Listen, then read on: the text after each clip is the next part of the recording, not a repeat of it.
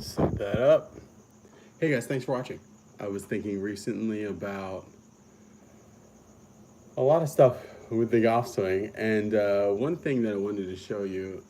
Um, I was thinking about what I wish I knew when I first started playing golf. So, a little history about me playing the game. I took 2 lessons when I was 16, like 2 half-hour lessons when I was 16, and I remember thinking like maybe because the coach like was real complimentary or something like that.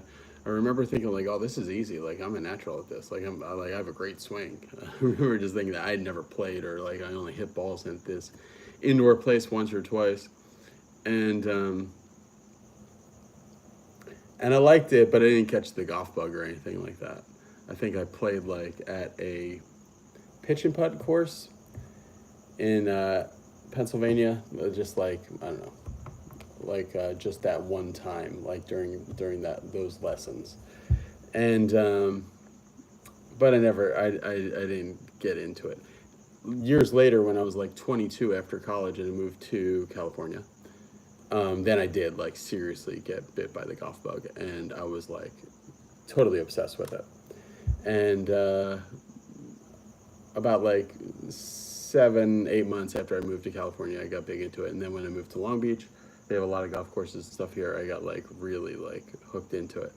So and then I took a lot of golf lessons in that first time because I do video work and stuff. So I did a series of videos for an indoor learning place. I made some advertising videos for them, and in return, I could practice there. So hitting balls into a net, and they had a thing called JC Video, which is a lot like the what they have now on the phone with Swing Profile. So with JC Video, what they had was you would hit a shot, and it could hear you on the microphone, and then you look back, and you'd see your shot replayed like right away. And it was a great way to get better and stuff. And I went from pretty awful golfer like everybody to like fairly decent, where I could shoot like I don't know, like 11 over par, or something like that, pretty quickly, and then I plateaued. Eventually, I broke 80, and then I got better and better, and then I guess gosh, years later, I started Be Better Golf and whatever else. So, what I wish I knew when I first started playing golf. When I first started playing golf, I was taking lessons from guys that were big into the golfing machine. And I didn't know at the time that I was learning the golfing machine, but I did. But I was learning like golfing machine dogma, so to speak, which is the golfing machine is this book written by an aeronautical engineer, I believe, named Homer Kelly, who came up with like how the golf swing works. So like there's like I don't know billions of different ways you can do a proper golf swing. And he diagrams all the different components of a proper golf swing and then all the different variables to each one of those components. So there's like a bunch of different ways that you can do it. And but within that framework, there's like the golfing machine instructors. They have a pretty like preferred set of things that they like you to do, and certainly a preferred bunch of things that they always talk about. One of the things that I got out of that when I was learning the golfing machine stuff early on was just like this like absolute fixation on shaft lean. So I was so into shaft lean, and I was like absolutely obsessed with it. So I'm going to show you something here. If I can turn this around real quick. Okay, so this is a painting I made back then when I was just absolutely obsessed with shaft lean. So, and you can even see like this is actually a lot of this is wrong. Actually, this angle should basically be the same to about there. It shouldn't be let out that much there or there. Really, so I thought about repainting this and just getting rid of everything except for that. So this is like my modern art for the golf swing a little bit, but it shows. I think I did that probably 3 years after 2 and a half years or 3 years after playing golf, and I was just, it shows how obsessed I was, not only with golf but also with shaft lean. And then when I got into, and I never had it, and that was the thing. Like the more I worked at it, the worse it got. So this is the thing that I talk about a lot on the channel, where I was a guy that was absolutely, it was the strangest thing, because when you're working on shaft lean and getting more shaft lean, the more you work on it, your natural instinct is just to be like, okay, well, there's shaft lean. I'm just gonna hold this angle as hard as I possibly can, and you basically try to muscle your way into shaft lean, right? So, and you're just holding it, and the more you try to hold it, the worse it gets. So let's just check that out for a second. So I got a video queued up here, because I saw this recently. Somebody made a comment on a video that I put up in 2016. So this video was shot, it's a great video that I did with Bobby Lopez when he's talking about staying onside. So we weren't talking about shaft lean or anything like that, but it's a video where I took a lot of, since we were talking about going onsides or offsides, it's a video where I took some face-on views, so it's really clear to see. And this is probably pretty close. So this video was shot right after that. I'm going to show you. This video was shot right after this big golf tournament that I played in and actually won. It was a member guest tournament at a big country club in Virginia that my brother belongs to. My nephew and I won this golf tournament. It was like a real big deal. And it was like $750 to enter this tournament. You got all kinds of prizes, 2 different like dinner galas, big award ceremony, like a huge thing. So, and I was actually playing pretty well going into this. And, I made a bunch of birdies in the tournament. I was, playing pretty solidly. Every once in a while, I kind of hit something erratic, but I was putting like a maniac back then. So I was making an insane amount of putts, and I was like, it took so much concentration to keep the ball going straight, playing like this. So this was shot the day after, the very morning after we had the award ceremony, after I won that tournament, then we had the award ceremony. So that was my impact position back then. So as we go through here, so if you've been watching the show, too far. So it's not slow motion, but you can see it's actually not that much different. If we go to that position, it's not that much different from that position right there. You know what I'm talking about? And then if we go to the next frame, that position there, that position right there is actually not too far different from that position there. That's what I'm saying. Like I drew those wrong. But this position here is nothing like that position there. So this is a guy you're seeing there in 2016 that was absolutely, totally fixated on getting the shaft leaning at impact. Now this is just, see, the ball would be there at the start of that divot. So the ball would have been there. So this is a guy that was actually fixated on getting shaft lean, and I had none. I had actually negative shaft lean. And not Bobby, but years before this, like 2 years before this, before I did Be Better Golf, I went to a golf lesson in Florida, and it was like a lot of money for me at the time. It was like $150, I think. And I was really excited for it. It was a person that was off of YouTube. Golf instructor. Something I was really excited for, and the wind was blowing hard into our face, like really blowing hard. It's like Florida wind, like really gusting into our face, like 20 miles an hour or something like that.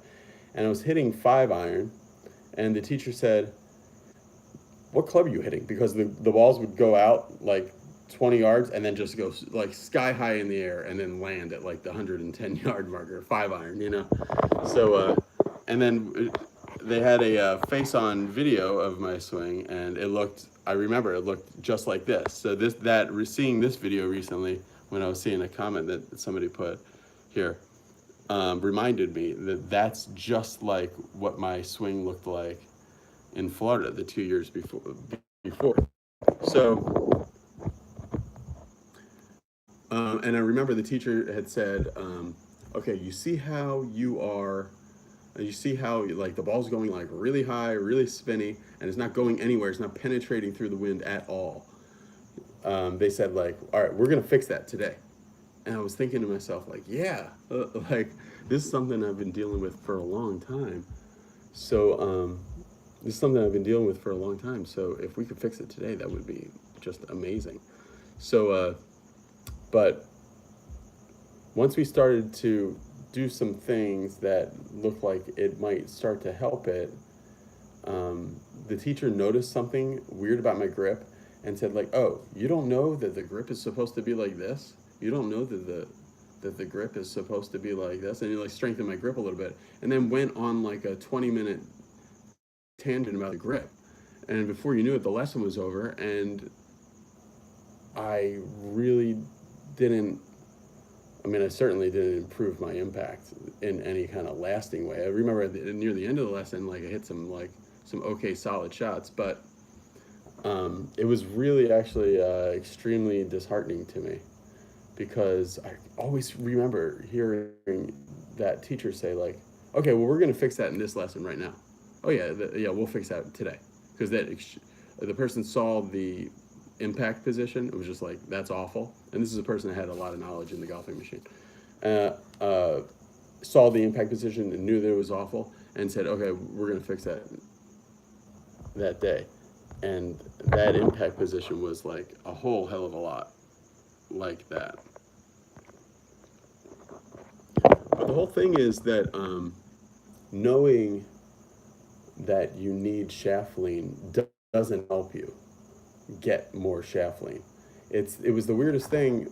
Like I said, started to say before, it was the weirdest thing because in nothing else in my life have I tried really, really hard at something and made no progress at it. So like I made progress. Like I tried really hard to get better at golf, and I was getting better at golf, but I made no when I was trying to get more shaft lean, and I'd film myself from face on, no progress, like at all. It would always be the same, and I would think to myself like, okay, for $1 million, if I wanted to get that shaft leaning forward, the only way I could possibly do it would be to swing like 40% or 50% hard. So and the other thing is that's really interesting when we look at this shot that happened during that lesson, which made me think that I was getting it. Not this lesson with Bobby, but the lesson in Florida that I was telling you about. But it's similar here because had your shoulders changed places. Yeah, so just if you listen. Good. Wow, that was good, Bobby. So there, I remember hitting that shot, and I remember thinking like, it felt incredibly pure to me. It felt really good. And at this point, I mean, this is like one of the times where I had where my flip was just timed really, really well, because I had done 3 days of golf in a row, plus a bunch of training to get ready for this big tournament I got invited to. And so this is about as well timed as I could possibly get that flip.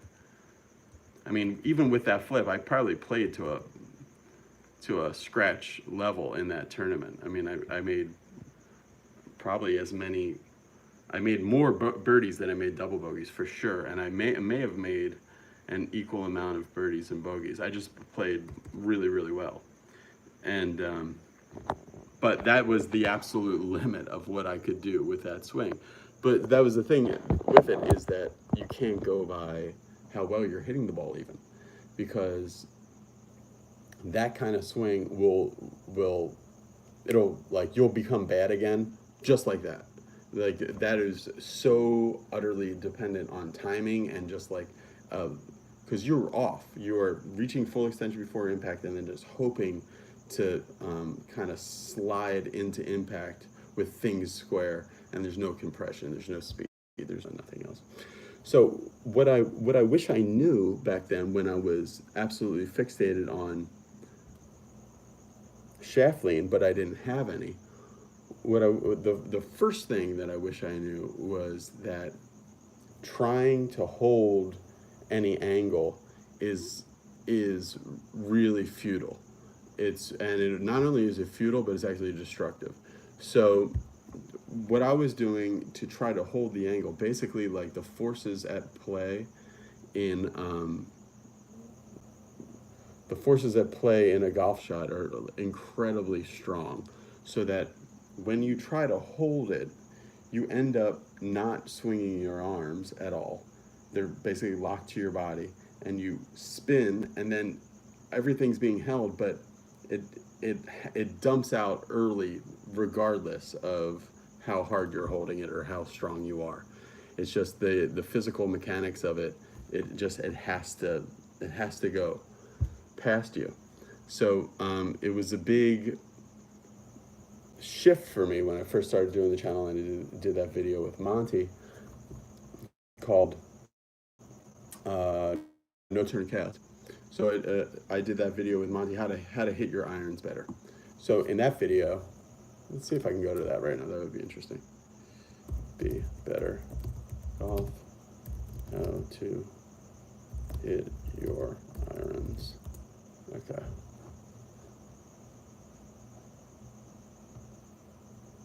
How to hit irons long and straight.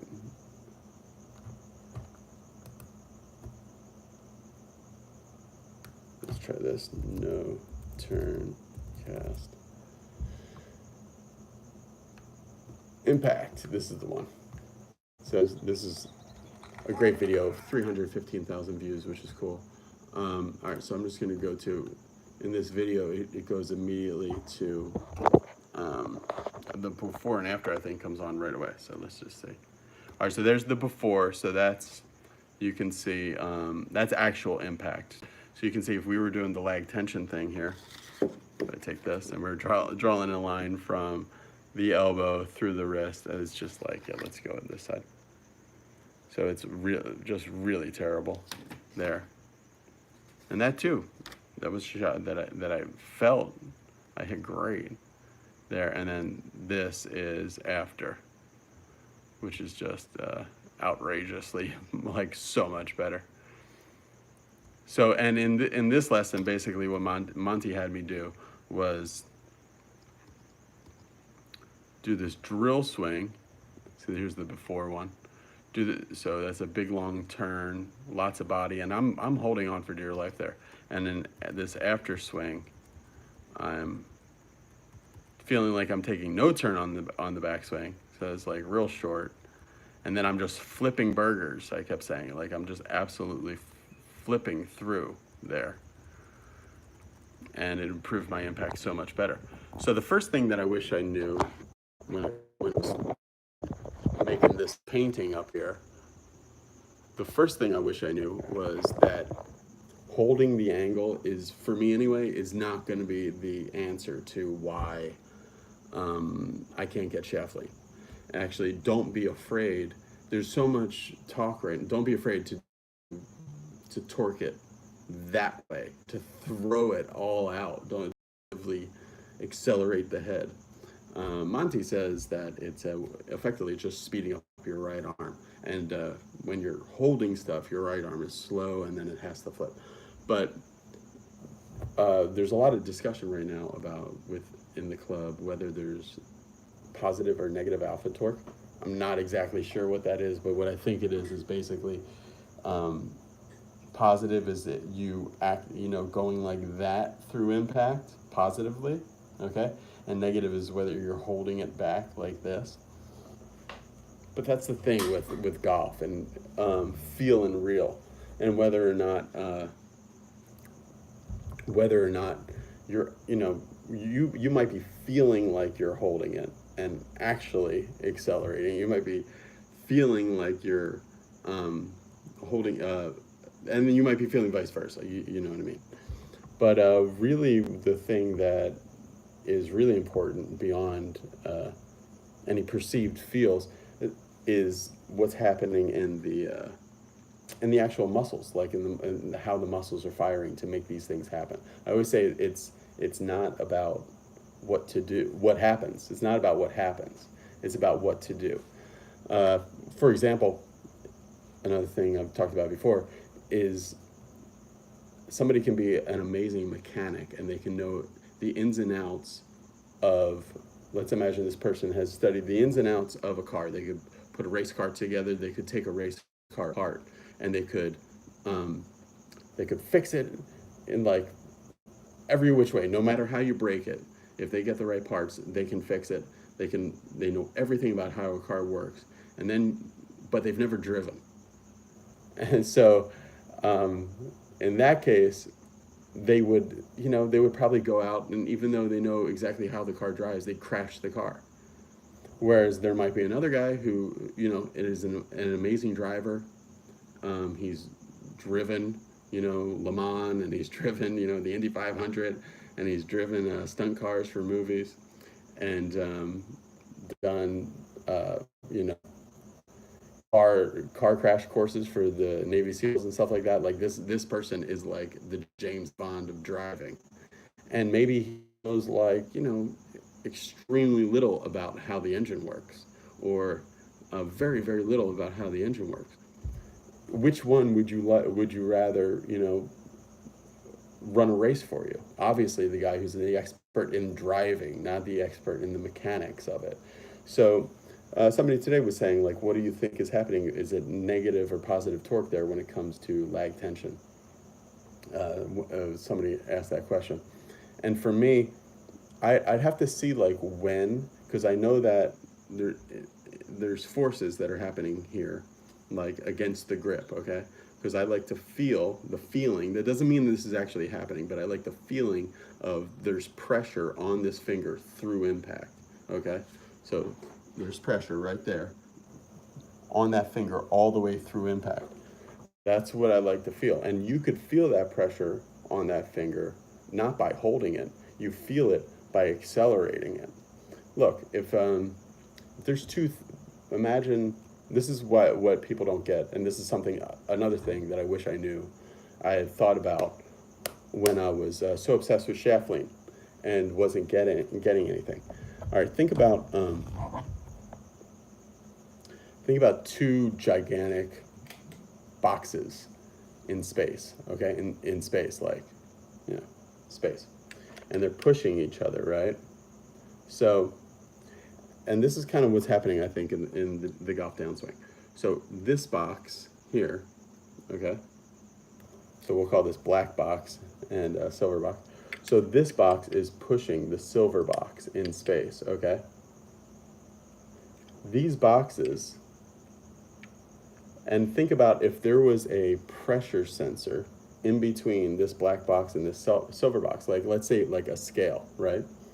So if this box is actively pushing this silver box, if this black box is actually actively pushing the silver box, then the scale that is sitting in between them, like let's say my finger here is the scale, that scale is going to register, okay, there's some pressure from this box to that box. But once this box stops actively accelerating and pushing into this box, like let's say like it accelerates and then it stops accelerating. In space, these two things are no longer going to, there's going to be no more pressure in between the boxes, but they're going to stay the same distance from each other forever, or until, hits a cloud of dust or something like that, or another planet.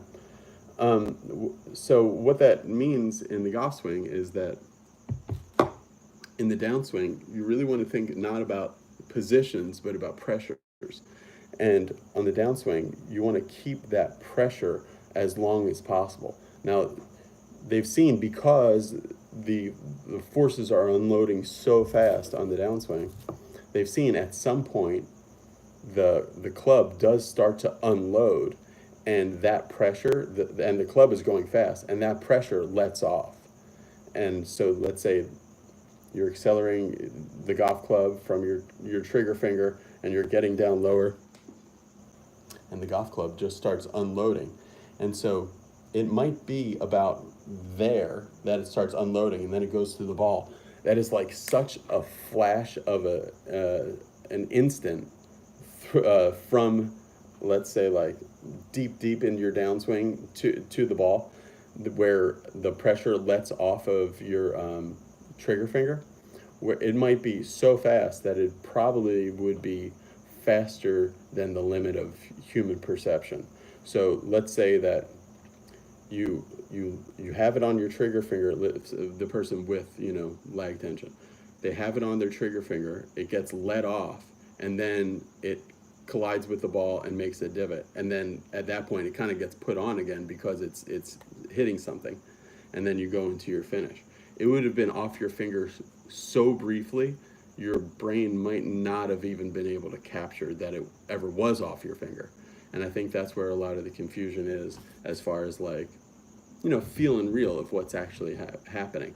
So but it's, to me, like just so undisputable that it's something that you should chase. The other thing is that the other thing I wish I knew when I was first trying to get better at golf and trying to improve my impact, and I desperately wanted an impact, like I kept remembering thinking like Charles Schwartzel, was that I had known about the term with the left arm, because that is a lot different to me than just shaft lean. Someone can have, if I try to look it up here,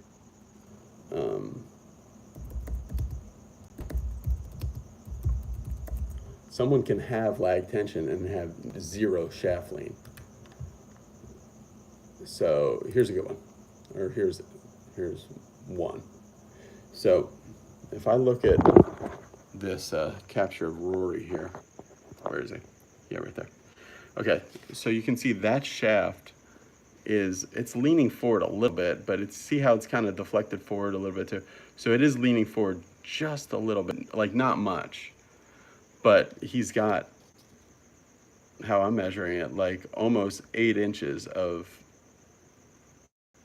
lag tension. We go through where the elbow bends, through the middle of the wrist, and then forward, you know? So for him, you wouldn't want any shaft lean with driver, but having that lag tension with driver would be really good. If Dustin Johnson or somebody like that would be an absolute ton. Somebody who doesn't have quite as much. Let's see. Justin Rose impact driver. Let's see if it's even in here. See, I don't even know if it is. You gotta be careful with these images too, because like there, it looks like he doesn't have it, but the ball's gone. It's absolutely critical that you get it at the actual moment of impact. I mean, you can learn some other stuff by looking at those post-impact pictures, but you really gotta see impact. These are other guys, but you can see, you can see. I don't even know who these are. That looks like Snedeker, maybe. Wow, I didn't know he had that much. And then somebody else. So it's just like crazy amount. And when I went out to, so the thing is, don't fixate on leaning the shafts, certainly with your longer clubs. But you do, so when I say that the club like effectively drags in, you might be able to, and this is the big debate people are having, you might be able to measure the golf swing in such a way that you're showing that there is no actual lag tension at impact or through impact, or there is actually like the club.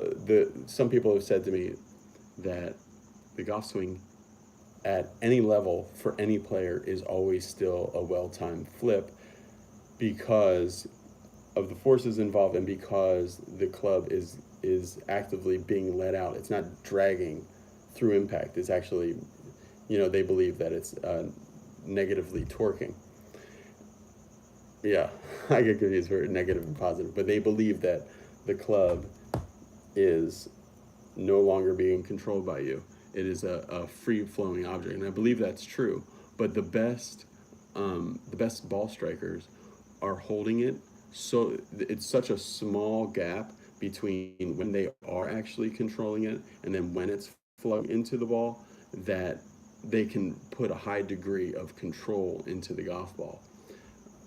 It is for the poor golfers, when you get that left arm, you get the club shaft in line with the left arm, and then before impact, and then go into the ball. It's like, gosh, it's so difficult to play golf like that. I just know because I'm thinking about that tournament that I played at the beginning of this video, talking about what it took for me to play halfway decent golf.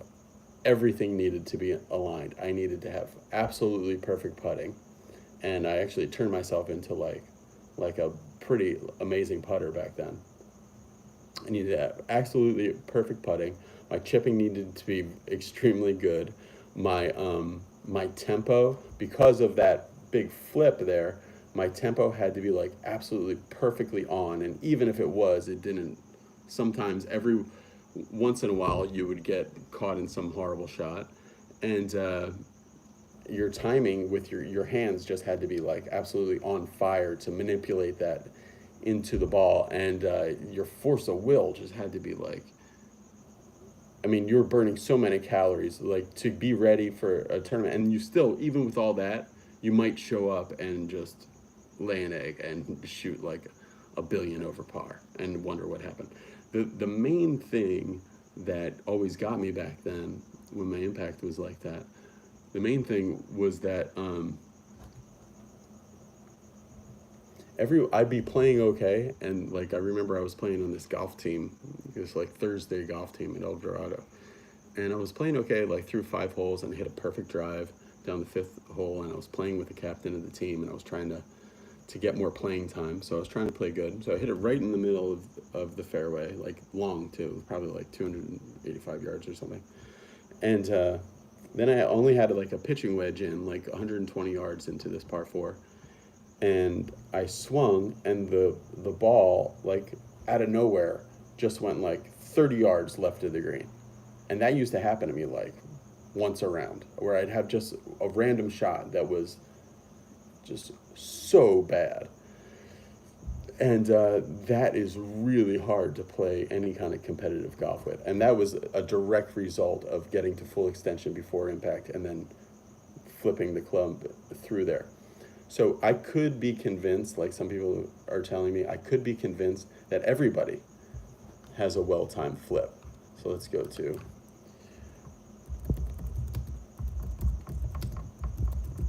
somebody who's got insane leg tension. Without lines though, the lines are annoying.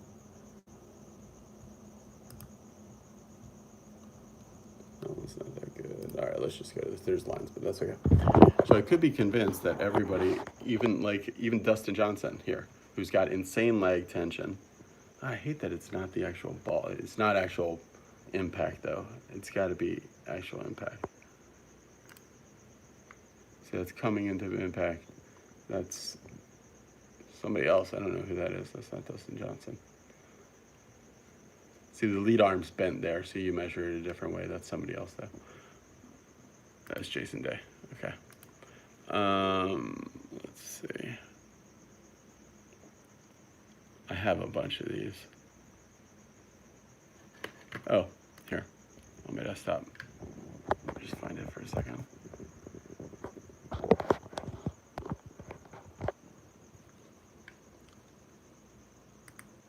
Oh, fine. I'll just use it. Here. This is a perfect one. Good. All right, this guy won the U.S. Open this year. Gary Woodland. Okay. So I could possibly be convinced that even somebody like Gary Woodland, who's got insane lag tension, so this is like the lead fulcrum basically of his golf swing, and he's got the golf club trailing behind. I could be convinced that, okay, maybe back here, somewhere about like here or something, the golf club became a free moving object and is effectively flicking into the ball. I could be convinced of that. But between that and this golfer, let's go to this golfer. That's a bad one. This is a truly impressively bad one. Okay, so here we can see that the golf club it's probably flicked not from, like, if Gary Woodland maybe let that pressure off that finger, like the right trigger finger back there, this golfer probably let it off like back here. And then the club came into a straight line condition with his lead arm about here, and then continued to fling through impact. Same thing with that guy. So the thing is, like, that's why it's not so much like golfing machine people have said, like, sustain the lag. It's really sustain the pressure as long as possible. And it doesn't mean, just because you're trying to sustain the pressure, it doesn't mean that the pressure is being sustained all the way through the golf shot. But you want to sustain it much longer than 99, well, probably 95% of amateur golfers are sustaining it. And of course, there are even guys on the PGA Tour that don't have lag tension. But take those guys on the PGA Tour that don't have lag tension and look at their stats. Look at their strokes gained tee to green. Look at their driver accuracy. Look at their smash factor. And you're going to see guys without lag tension are low on that list, and if they've stayed on tour, they're extremely high on strokes gained around the green. It's an interesting thing. The other thing, and then so we saw my impact, so I just want to go to an impact. Now this is doing a drill, but still it is hitting a ball. So this is what my impact is getting a lot closer to before. So before we saw it was all flipped out and everything, and now it's getting a lot closer to that. Now this is doing a drill. So when I actually hit the ball, it's not quite this good, but I am in the positive lag tension category now with my shots, and it's making me way better. You know, like I was before, like when I would play it in a tournament, I'd be hoping to break 80. Now when I'm playing in a tournament, I'm hoping to shoot par. So, and the 2 tournaments ago I shot par. Last tournament, just a couple days ago, I shot 75. So, and that was, you know, all from missing 4-foot putts. So anyway, the other thing that I wish I knew before, really one of the main things I wish I knew before I was let me rephrase this, because this, again, is so sloppy, sorry. The other thing that I wish I knew when I was so obsessed with shaft lean and I wasn't getting any, and I was not getting better at golf, I wish I knew what I think is really the secret to why people make such great golf swings to impact bags, or I'm sorry, why people make such great golf swings as practice swings, but they make such poor golf swings to the ball. And I think the secret is in this video that I'll try to link here, Beyond Great Impact. So it's a video series all about how to get lag tension into your golf swing, and how to just get so much better at golf. So it's not so much about that lag tension is like you're actively torquing the club one way or the other, but when that lag tension shows up, that when the club is trailing an extension of the lead arm through impact, it means that you did sustain that lag pressure much longer than if the club has flipped past your lead arm. It's kind of like the cart has gone past the horse, and it shows that some horrible things happen on your downswing, and it's going to make golf extremely hard for you. Man, this was long. I don't know if anybody watched this. Maybe this only goes on the website. All right, thanks for watching, guys. Bye.